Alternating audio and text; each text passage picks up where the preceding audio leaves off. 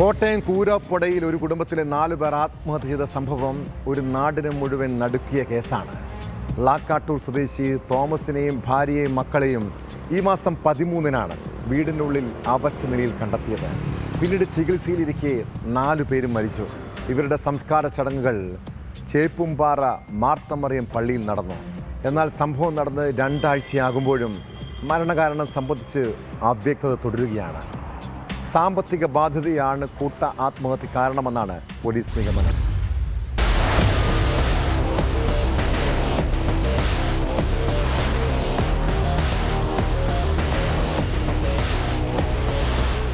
ലാക്കാട്ടൂർ മറ്റപ്പള്ളി ചിറപ്പുറത്ത് വീട്ടിൽ Thomas Abraham, ഭാര്യ Josna Thomas, മക്കളായ മരിയ തെരേസ, അലൻ തോമസ് എന്നിവരാണ് കഴിഞ്ഞ ദിവസങ്ങളിൽ മരിച്ചത്.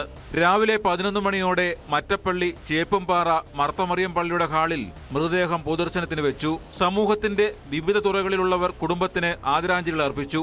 വൈകിട്ട് 3 മണിക്കായിരുന്നു സംസ്കാര ചടങ്ങുകൾ. അതേസമയം സംഭവത്തെക്കുറിച്ച് ഉന്നത അന്വേഷണം വേണമെന്ന് നാട്ടുകാർ ആവശ്യപ്പെടുന്നു. ഇക്കാര്യം ആവശ്യപ്പെട്ട് ചാണ്ടി ഉമ്മൻ MLA ആഭ്യന്തരമന്ത്രിയെ സമീപിച്ചിരുന്നു. നാട്ടുകാരുടെ ആവശ്യം നിജസ്ഥിതി പുറത്തു വരണം തീർച്ചയായും. കാരണം വെച്ചാൽ ഇതുപോലെ ദാരുണമായൊരു സംഭവം ഞങ്ങളുടെ ഈ നാട്ടിൽ കേട്ടുകേൾവി പോലും ഇല്ല. 4 പേരാണ് മരിച്ചത്. ഒരു കുടുംബം തന്നെ ഇല്ലാതായി. അത് സാമ്പത്തിക പ്രതിസന്ധിയിലേക്ക് ഇവരെ നയിച്ച ഘടകങ്ങൾ എന്തൊക്കെയാണെന്ന് പോലീസ് കൃത്യമായി അന്വേഷിക്കണം. അയർക്കുന്നം പോലീസിൻ്റെ അന്വേഷണം പോരാ. കാരണം ഇപ്പം ബഹുമാനായ MLA ആഭ്യന്തരമന്ത്രിക്ക് കൊടുത്ത നിവേദനത്തിലും ആവശ്യപ്പെട്ടിരിക്കുന്നത് സ്പെഷ്യൽ ടീമിനെ നിയോഗിക്കണമെന്ന് പറഞ്ഞിരിക്കുന്നത്. ആ സ്പെഷ്യൽ ടീമിനെ നിയോഗിച്ചുകൊണ്ട് കർശനമായ അന്വേഷണം വേണം. നിജസ്ഥിതി പുറത്തു വരണം. 13-ാം തീയതിയാണ് 4 പേരെയും വീടിനുള്ളിൽ അവശനിലയിൽ കണ്ടെത്തിയത്. സാമ്പത്തിക ബാധ്യതയാണ് മരണകാരണമെന്നാണ് പോലീസിന്റെ നിഗമനം.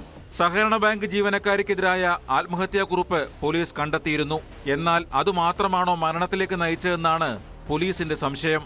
അമ്മ ആത്മഹത്യ ചെയ്യാൻ തീരുമാനിച്ചപ്പോൾ തങ്ങളും കൂടെ ചേരുകയായിരുന്നുവെന്ന് മകൾ മരണമൊഴി നൽകിയിട്ടുണ്ട്. ജോസ്ന താൽക്കാലിക ജീവനക്കാരിയായിരുന്ന സഹകരണ ബാങ്കിൽ ഇടപാടുകൾ പോലീസ് പരിശോധിച്ചു വരികയാണ്. ജോസ്നയുടെയും തോമസിന്റെയും ബാങ്ക് അക്കൗണ്ടുകളും ഫോൺ കോളുകളും കേന്ദ്രീകരിച്ചാണ് അന്വേഷണം നടക്കുന്നത്.